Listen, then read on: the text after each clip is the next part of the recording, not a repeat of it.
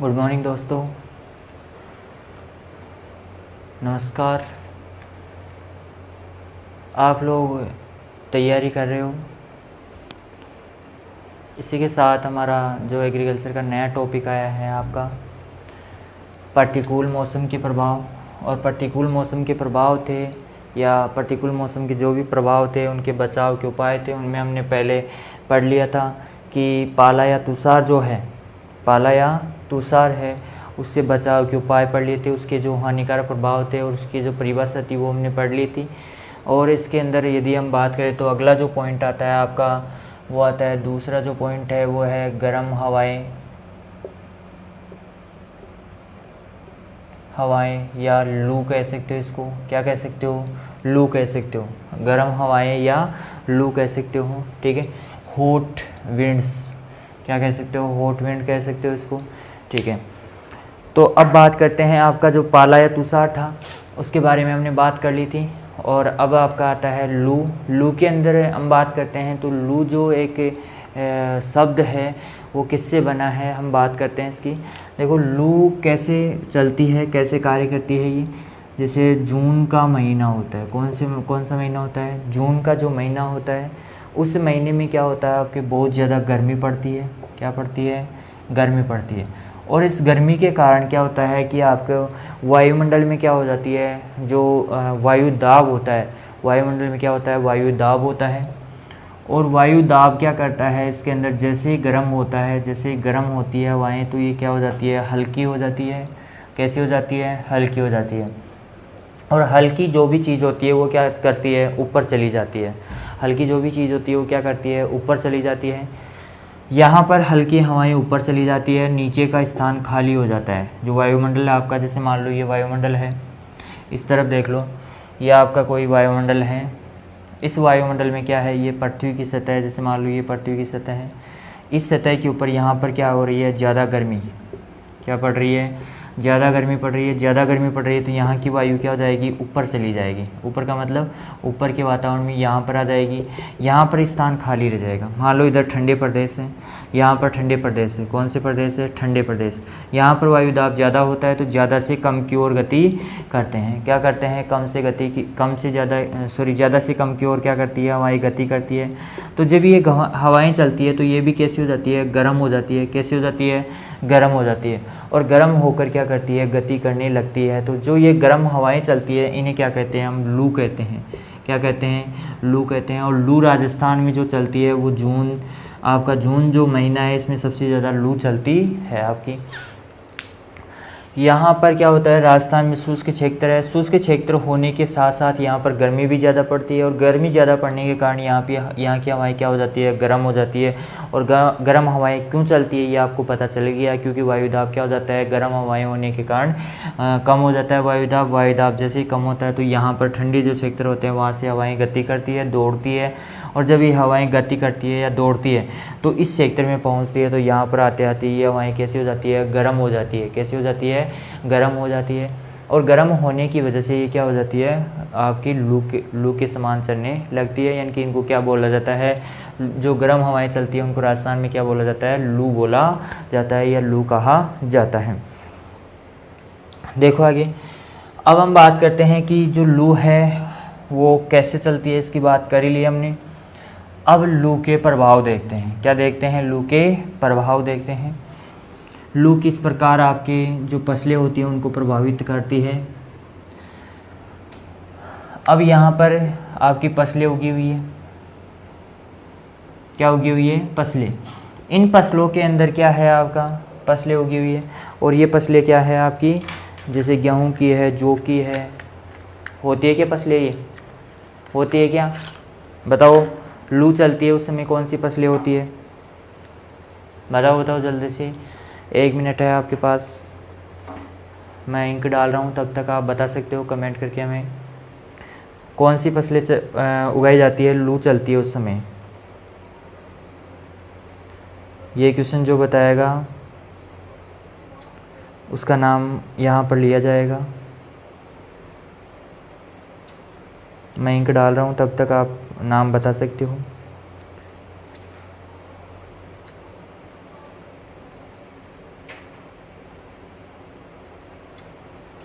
ठीक है, आपका टाइम समाप्त हुआ। देखो लू चलती है उस समय कौन सी फसलें बोई जाती है ये पता ही है आपको। जैसे ये कौन सी जायद की है, तो आपकी कद्दू वर्गीय जो फसलें होती है, कद्दू वर्गीय जो फसलें होती है वो उगाई जाती है इस समय, क्योंकि जायद की फसल ली जाती है इस समय। ठीक है, देखो यहाँ पर जो फसलें होती है जब लू चलती है तो क्या होता है, यहाँ पर इस सेक्टर से वातावरण में नमी होती है वो क्या हो जाती है, गायब हो जाती है। क्यों हो जाती है, क्योंकि पत्तियों के ऊपर जो सतह के ऊपर जल होता है जो लू के कारण क्या हो जाता है, वाष्पित हो जाता है, और हवाएं लगातार चलती रहती है, इसलिए जो वाष्पित जल होता है वो बहकर क्या होता है, आगे निकल जाता है, और वाष्पित होकर आगे निकल जाता है। इसके बाद में पौधों में क्या हो जाएगी, पानी की कमी हो जाएगी, यानी कि जल की कमी हो जाएगी। किसकी कमी, जल की कमी हो जाएगी, और जल की कमी होने के कारण पौधे क्या हो जाएंगे, झुलस जाएंगे। कुछ क्षेत्र ऐसे होते हैं जहाँ पर बहुत ज़्यादा क्या होती है, पानी की कमी होती है, पहले से पानी की कमी होती है, और उन क्षेत्रों में यदि लू चलती है, क्या चलती है, लू चलती है, तो पौधे क्या हो जाते हैं, नष्ट हो जाते हैं। पौधे क्या हो जाते हैं, नष्ट हो जाते हैं। कैसे हो जाते हैं, अरे पौधे नष्ट हो जाते हैं। किन क्षेत्रों में, जहाँ पर पानी की बहुत ज़्यादा क्या होती है, कमी होती है, उन क्षेत्रों में क्या हो जाता है, आपके पौधे नष्ट हो जाते हैं। किसके कारण, लू के कारण। अब जो लू होती है वो सबसे ज़्यादा छोटे पौधों को क्या करती है, प्रभावित करती है। छोटे पौधों को क्या करती है, प्रभावित करती है। कौन से पौधों को प्रभावित करती है, छोटे पौधे। छोटे पौधे लू के कारण क्या हो जाते हैं, नष्ट हो जाते हैं। अब यहाँ पर बात कर रहे हैं कि लू के कारण क्या क्या हानि होती है, वाष्पीकरण दर ज़्यादा हो जाती है, या वाष्पोत्सर्जन दर क्या हो जाती है, ज़्यादा हो जाती है। क्यों हो जाती है, क्योंकि लू चलती है जिसके कारण हवाएं जल्दी जल्दी वाष्पित जल को क्या कर देती है, हटा देती है सतह से। तो पत्ती अपनी सतह पर नमी बनाए रखने के लिए जल्दी जल्दी वाष्पीकरण की दर बढ़ाएगी, जिससे वाष्पोत्सर्जन ज़्यादा होगा। वाष्पोत्सर्जन ज़्यादा होगा तो आपका क्या होता है, इसके अंदर प्रकाश संचरण की दर भी बढ़ेगी, और इस वजह से पानी की धीरे धीरे क्या हो जाती है, पौधे में कमी हो जाती है। और जैसे ही पौधे में पानी की कमी होती है तो पौधा क्या हो जाता है, आपका मुरझा जाता है और नष्ट होने लगता है। ठीक है, तो इस प्रकार छोटे पौधों में क्या होता है, ये सबसे ज़्यादा हानि पहुंचाती है। इस प्रकार पौधे जहाँ पर पानी की बहुत ज़्यादा कमी होती है वहाँ पर पौधे क्या हो जाते हैं, नष्ट हो जाते हैं। और गर्म हवाओं के कारण आपके फल फूल झड़ जाते हैं। क्या होते हैं, फल फूल जो होते हैं वो क्या हो जाते हैं, फल व फूल क्या होते हैं, आपके झड़ने लगते हैं, क्योंकि गर्म हवाएं चलती है तो उससे क्या हो जाते हैं, फल फूल झड़ जाते हैं। इस प्रकार भी क्या होता है, आपको आर्थिक हानि का सामना करना पड़ता है, क्योंकि आपके फल और फूल कच्ची अवस्था में झड़ जाते हैं तो आपको क्या हो जाता है, आर्थिक नुकसान ज़्यादा होता है। तो इस प्रकार से लू होती है वो क्या करती है, फसलों को प्रभावित करती है। आगे बात करते हैं इनके बचाव के उपाय। बचाव के उपाय, लू से बचाव के उपाय तो कोई ऐसे उपाय तो है नहीं कि जो हम क्या कर सकते हैं इसके लिए बचा सकते हैं फसलों को, कि लू को ही बंद कर दे चलना ही। हम लू को तो बंद तो नहीं कर सकते, लेकिन जो गर्म हवाएं हैं उनको थोड़ा बहुत ठंडा कर सकते हैं, जिससे हमारी फसलें क्या हो सकती है, बच सकती है, उनसे थोड़ा सा नुकसान कम हो सकता है। जैसे आपकी लू चल रही है, ये मान लो क्या चल रही है, लू चल रही है। लू चल रही है तो आपका जो खेत है, जैसे मान लो ये खेत है, इस खेत में से गुजरेगी ये लू, तो आप क्या कर दो, यहाँ से सिंचाई स्टार्ट कर दो। क्या कर दो, सिंचाई स्टार्ट। यदि आप सिंचाई कर देते हो तो यहाँ के जो इस खेत के आसपास का वातावरण होगा वो कैसा हो जाएगा, ठंडा हो जाएगा। कैसा हो जाएगा, ठंडा हो जाएगा। इस कारण यहाँ पर इसका लू का इतना प्रभाव उत्पन्न नहीं हो पाएगा। ठीक है, इसके अलावा यदि लू दिन में चल रही है तो उस समय यदि आपके पास सिंचाई की उपलब्धता है तो सिंचाई करते रहो। क्या करते रहो, सिंचाई का छिड़काव, या फुहारा सिस्टम है तो आप उससे क्या कर सकते हो, छिड़काव करते रहो। जैसे मान लो आधे घंटे के लिए मोटर को चला दिया, फिर आधे घंटे के लिए छिड़काव हो गया, फिर रोक दो, फिर थोड़ी देर बाद में जैसे 2-3 घंटे चले गए, फिर इसके बाद में 2-3 घंटे बाद में फिर से एक बार आधे घंटे का छिड़काव कर दिया। तो इस प्रकार यदि उत्तम व्यवस्था है, सिंचाई की उत्तम व्यवस्था है, यदि बिजली की उत्तम व्यवस्था है, तो आप क्या कर सकते हो, दिन में 2-3 बार हल्का हल्का छिड़काव करके आप फसलों को लू से बचा सकते हो। क्योंकि जब लू की हवाएं इस पानी के क्षेत्र से गुजरेगी तो पानी वाष्पित होगा, और वाष्पित होने से वो वाष्प में परिवर्तित होगा, और वाष्प में परिवर्तित होकर लू की जो हवाएं होती है, लू के जो गर्म होता है उसको क्या कर देता है, ठंडा कर ले देता है यहाँ पर। और ठंडा होने से क्या होती है, लू का प्रभाव इतना आपकी फसलों के ऊपर नहीं पड़ पाता है। देखो दूसरी चीज़ यहाँ पर सिंचाई करके, और सिंचाई करके भी आप क्या कर सकते हो, इसके अंदर सिंचाई करके हो गया एक तो सिंचाई अब सिंचाई कर देते हो तो क्या हो जाता है, वातावरण कैसा हो जाता है, ठंडा हो जाता है, थोड़ा बहुत प्रभाव कम पड़ता है। और बार बार छिड़काव करके, जल का छिड़काव करके, जल का क्या करके, छिड़काव करके, दूसरा पॉइंट हो गया। ठीक है, इसके अलावा अगला जो पॉइंट आता है आपका वो क्या है, इसके अंदर जल का छिड़काव करके, सिंचाई करके, इसके अलावा आप क्या लगा सकते हो, वायुरोधी वृक्ष लगा सकते हो, वायुरोधी वृक्ष। और वायुरोधी जो वृक्ष होते हैं वो क्या करते हैं, इस क्षेत्र में जैसे मान लो यहाँ पर वायुरोधी वृक्ष है तो हवाएं इससे आकर टकरा कर यहीं पर क्या हो जाती है, समाप्त हो जाती है। यदि अंदर भी प्रवेश करती है तो ठंडी होकर क्या होती है, प्रवेश करती है। इन्हीं जो वायुरोधी वृक्ष होते हैं, जंगली पौधे होते हैं, इनके ऊपर इनका प्रभाव पड़ पाता है और बाकी अंदर वाली फसलों के ऊपर कोई प्रभाव नहीं पड़ता है। ठीक है, इसके अलावा यदि आपके बड़े वृक्ष हैं, कौन से वृक्ष हैं, बड़े वृक्ष, बड़े वृक्ष हैं, और जो वायुरोधी वृक्ष लगाएंगे वो किस दिशा में लगाएंगे, आपके पूर्व दिशा, पश्चिम दिशा में लगाएंगे। किस दिशा में लगाएंगे, पश्चिम दिशा में क्या करते हैं, वायुरोधी वृक्ष लगाते हैं। ठीक है, बड़े वृक्ष, जो बड़े वृक्ष आते हैं, जैसे आम का पौधा है, बड़ा वृक्ष है, तो उसके जो तना है, तने के ऊपर क्या कर देते हैं हम, सफ़ेदी लपेट देते हैं या सफ़ेदी कर देते हैं। जिससे क्या होता है, सफ़ेदी करने से क्या होता है कि जो सफ़ेद रंग होता है वो क्या करता है, प्रकाश की किरणों का, सभी किरणों का क्या कर देता है, परावर्तन कर देता है, जिसके कारण हमें सफ़ेद रंग दिखाई देता है। जैसे वाइट बोर्ड दिखाई दे रहा है आपको, तो ये वाइट बोर्ड नहीं है, ये क्या है, ये जो पदार्थ है ये क्या कर रहा है, सभी रंगों को क्या कर रहा है, परावर्तित कर रहा है, इसलिए इसका रंग कैसा दिखाई दे रहा है आपको, सफ़ेद रंग का दिखाई दे रहा है। तो सफ़ेद रंग होता है वो क्या करता है, सभी किरणों को क्या कर देता है, परावर्तित कर देता है, जिससे तापमान पौधे का इतना नहीं बढ़ पाता है। तो हम जो तना होता है उसके ऊपर सफ़ेदी कर देते हैं और इससे क्या करते हैं, हम पौधों की सुरक्षा कर लेते हैं। इसी प्रकार यदि नर्सरी है आपकी, कौन सा क्षेत्र है, नर्सरी, नर्सरी क्षेत्र है तो उसमें आप क्या कर सकते हो, टाटियाँ बांधकर या फिर आप जो भी है आपके पास साधन है उनका प्रयोग करके क्या कर सकते हो, इसके अंदर टाटियाँ बांधकर, या आपके पास जो भी यंत्र है, साधन है, उनके द्वारा आप क्या कर सकते हो, इसके अंदर नर्सरी क्षेत्र में आप क्या कर सकते हो, इसकी टाटियाँ बांधकर लू से बचाव कर सकते हो फसलों का। ठीक है, इसी प्रकार नर्सरी क्षेत्र है तो आप बार बार सिंचाई करके भी क्या कर सकते हो, छोटे पौधों की सुरक्षा कर सकते हो। तो इस प्रकार से आप लू से, गर्म हवाओं से क्या कर सकते हो, फसलों को बचा सकते हो। यह आपका लू या सबसे खतरनाक जो चीज़ थी आपकी गर्म हवाएं थी, उनसे बचाव के उपाय हो गए हैं, आपके कंप्लीट हो गए। कौन कौन से, सिंचाई करके आप कर सकते हो, जल का छिड़काव करके, वायुरोधी वृक्ष लगाकर, बड़े वृक्ष लगाकर, बड़े वृक्षों के तने के ऊपर सफ़ेदी लपेटकर, और नर्सरी क्षेत्र में टाटियाँ बांधकर क्या कर सकते हो, आप लू से सुरक्षा कर सकते हो। इसके बाद में आता है आपका जो अगला पॉइंट है या प्रतिकूल मौसम जो अगला है वो है आपका आंधी तूफान। क्या है, आंधी तूफान, या फिर इससे पहले हम पढ़ लेते हैं आपका आंधी तूफान से पहले अतिवृष्टि पढ़ लेते हैं। ठीक है, जो तीसरा पॉइंट है आपका अतिवृष्टि। अतिवृष्टि, देखो अतिवृष्टि के बचाव के कोई उपाय नहीं है, या हम कह सकते हैं कि इसके बचाव के उपाय कर सकते हैं थोड़े बहुत। देखो अतिवृष्टि, पहले बात तो कहते किसे हैं, अतिवृष्टि जो होती है वो एक हम कह सकते हैं कि औसत जो वर्षा होती है, औसत वर्षा होती है उससे बहुत ज़्यादा वर्षा होना, औसत वर्षा से बहुत ज़्यादा वर्षा होना क्या कहलाता है, आपका अतिवृष्टि कहलाता है। क्या कहलाता है, अतिवृष्टि कहलाता है। और अतिवृष्टि के कारण क्या हो जाता है कि खेतों में लगातार पानी भरा रहता है। क्या होता है, पानी भरा रहता है, और पानी भरने से क्या होता है, रोग और कीटों का प्रकोप बढ़ जाता है। किसका प्रकोप बढ़ जाता है, रोग व कीटों का प्रकोप बढ़ जाता है। रोग और कीटों का प्रकोप बढ़ जाता है तथा जलाक्रांति उत्पन्न हो जाती है, जलाक्रांति उत्पन्न होती है। जलाक्रांति के कारण क्या होते हैं, पौधे आसानी से जल ग्रहण नहीं कर पाते हैं, पोषक तत्व ग्रहण नहीं कर पाते हैं, जिससे पौधों में लगातार पोषक तत्व और जल की कमी के कारण पौधे वैसे भी नष्ट हो जाते हैं। तथा रोग और कीटों के साथ साथ आपके, जैसे मान लो आपके रोग और कीट कैसे बढ़ेंगे, तने के पास पानी भरा रहेगा, वहाँ पर कवक उत्पन्न हो जाएगी, कवक उत्पन्न होगी तो कवक उत्पन्न होकर क्या कर देगी, तने को सड़ा देगी, और तने को सड़ाकर क्या कर देगी, नष्ट कर देगी।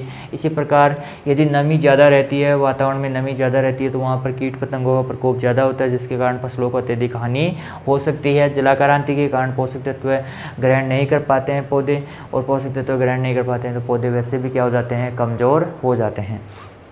अब देखो ये तो क्या हो गए, इसके प्रभाव हो गए। प्रभावों के बाद में हम देखते हैं इसके बचाव के उपाय। और बचाव का तो एक ही उपाय है इसका, जल निकास, उत्तम जल निकास करके। उत्तम जल निकास कैसे कि आपका जितना भी अतिरिक्त जल होता है वो क्या खेत से बाहर निकल जाए, तो आपका क्या हो जाएगा, खेत में जल का भराव होगा नहीं, और भराव नहीं होगा तो रोग और कीटों का प्रकोप नहीं होगा, जलाक्रांत की स्थिति उत्पन्न नहीं होगी, और आपकी फसलें क्या रहेगी, सुरक्षित की सुरक्षित बनी रहेगी। ठीक है, तो इस प्रकार से आप क्या कर सकते हो, जो अतिवृष्टि है उससे बचाव कर सकते हो। ठीक है, इसके बाद में जो अगला पॉइंट आता है आपका अनावृष्टि। कौन सा है, अनावृष्टि। कौन सा पॉइंट है आपका, अनावृष्टि।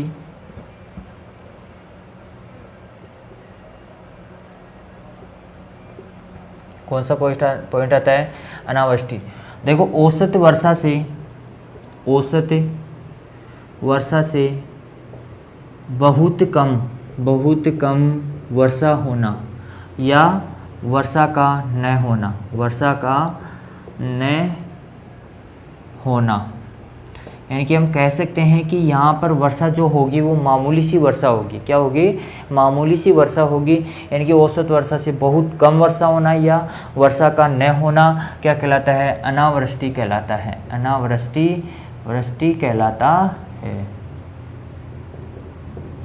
क्या कहलाता है, अनावृष्टि कहलाता है। यहाँ पर हम बात करें कि अनावृष्टि किसे कहते हैं, औसत वर्षा से बहुत कम वर्षा या वर्षा का न होना अनावृष्टि कहलाता है।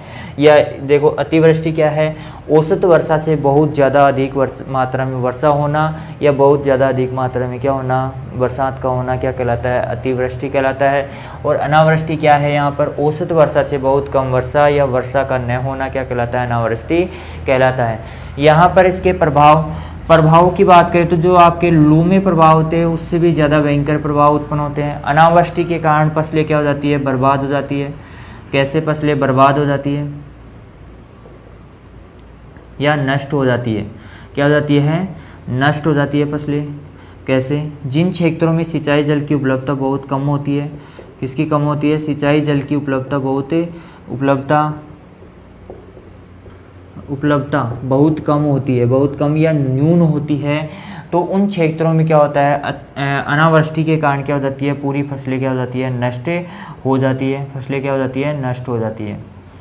ठीक है, और आपको पता है कि जो खेती होती है तो ये क्या होता है, एक मौसम का जुआ होता है। क्या होता है, मौसम का जुआ। मौसम चाहे तो इसे क्या कर सकता है, आपकी फसल को बहुत अच्छी पैदावार दे सकता है आपको, और मौसम चाहे तो आपकी फसलों को क्या कर सकता है, संपूर्ण रूप से बर्बाद कर सकता है।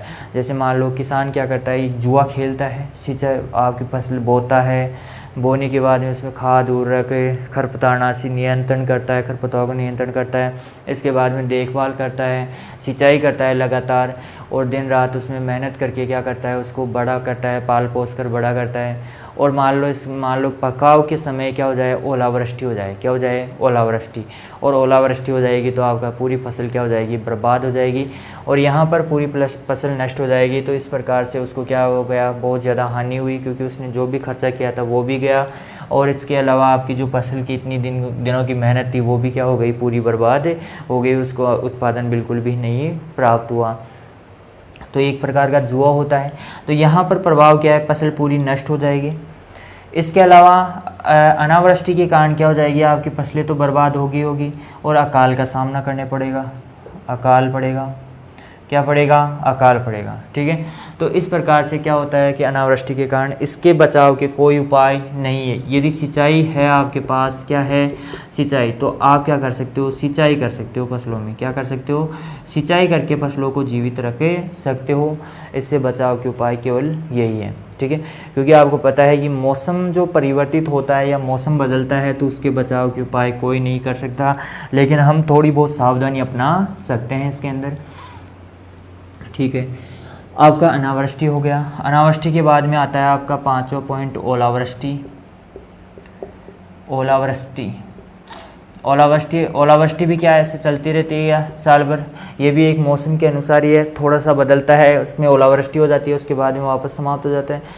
तो ओलावृष्टि के कारण मान लो पानी की जगह, वर्षा में पानी की जगह क्या हो आपका, बर्फ़ के टुकड़े, बर्फ़ के टुकड़े, यानी कि कहने का मतलब इसके जो ग्रीष्म काल में क्या होता है, ग्रीष्म काल में क्या होता है, आंधी तूफान चलते हैं, तो आपके जो पानी होता है वो अचानक से क्या हो जाए, ऊपर की तरफ चढ़ जाता है, जो जलवाष्प होती है वो ऊपर की तरफ चढ़ जाए, और उस ऊपर की तरफ जाने पर क्या होता है, तापमान कम होता है, तो वहाँ पर तापमान कम होने के कारण वो क्या हो जाता है, पानी बर्फ़ में बदल जाता है, और बर्फ़ भारी होने के कारण क्या हो जाता है, नीचे आती है, और बर्फ़ के यदि बड़े टुकड़े आ जाते हैं तो आपकी फसलें क्या हो जाती है, संपूर्ण रूप से नष्ट हो जाती है। तो इस प्रकार से क्या होता है, ओलावृष्टि, यानी कि पानी का बर्फ़ के रूप में गिरना क्या कहलाता है, ओलावृष्टि कहलाता है। क्या कहलाता है, ओलावृष्टि कहलाता है। और जब ये फसलें के ऊपर गिरती है, आपकी जो भी खेत होता है उसके ऊपर गिरती है, तो ये क्या हो जाता है, इसके अंदर आपका पूरी फसलें क्या हो जाती है, बर्बाद हो जाती है। इसके कोई बचाव के उपाय नहीं है, इसके कोई बचाव के उपाय नहीं है।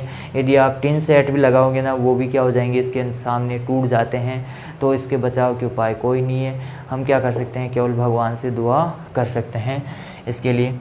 अगला है छठा पॉइंट। छठा पॉइंट आ जाता है, देखो, गर्म हवाएं, लू हो गई, अतिवृष्टि हो गई, अनावृष्टि हो गई, ओलावृष्टि हो गई। इसके बाद में आपका जो अगला पॉइंट है वो है, देखो, गर्म हवाएं, अतिवृष्टि हो गई, अनावृष्टि हो गई, लू हो गई, और आपका क्या हो गया, ओलावृष्टि हो गया। इसके बाद में और क्या रह गया आपका, यदि हम बात करें तो इसके अंदर और क्या रह गया, इसका गर्म हवाएं रह गई, अतिवृष्टि हो गया, अनावृष्टि हो गया, ओलावृष्टि हो गया, ठीक है, और तो सारे कंप्लीट हो गए। अब देखो, आपके जो प्रतिकूल मौसम थे, क्या थे, प्रतिकूल मौसम, उसके प्रतिकूल मौसम सारे कंप्लीट हो गए हैं। अब हम अगले वीडियो में आपके सामने अगला जो टॉपिक है आपका उसको लेकर आएंगे। अगला जो टॉपिक है उसके बारे में हम चर्चा करेंगे। देखो, हमारा सबसे पहले आपका पहला पॉइंट था आपका पाला या तुषार। तो देखो, एक बार इसको रिपीट कर लेते हैं हम, ठीक है। देखो, पाला या तुषार है, सबसे पहले पाला या तुषार। पाला या जो तुषार होता है उसके अंदर हम बात करते हैं कि पाला या तुषार है, ये ठंडी हवाएं चलने के कारण क्या हो जाता है, जल बर्फ़ में परिवर्तित हो जाता है, जिसके कारण आयतन बढ़ता है, आयतन के कारण कोशिकाएं फट जाती है, कोशिकाएं मर जाती है। इसके बाद में हम बात करते हैं कि जो गर्म हवाएं हैं, गर्म हवाएं उन्हें क्या बोलते हैं, लू बोलते हैं। और लू जो होती है वो क्या करती है, ग्रीष्म काल में जून के महीने में चलती है। इसके बाद में अतिवृष्टि, इसके बाद में आ जाता है आपका अनावृष्टि, अनावृष्टि के बाद में ओलावृष्टि। ये क्या है, प्रतिकूल मौसम के प्रभाव होते हैं। ये क्या होते हैं, प्रतिकूल मौसम होता है, और प्रतिकूल मौसम के क्या हैं, ये प्रभाव हैं, ठीक है। और प्रतिकूल मौसम क्या होता है, हर समय हर मिनट में क्या होता है, आपका मौसम जो होता है बदलता रहता है। तो इस प्रकार से हम क्या कर सकते हैं, प्रतिकूल मौसम के खिलाफ जो भी असुविधाएं उत्पन्न होती हैं उनसे बचाव किया जा सकता है, ठीक है। अब हम अगले क्लास में बात करते हैं, आपके अगले वीडियो में हम चर्चा करते हैं, ठीक है। धन्यवाद।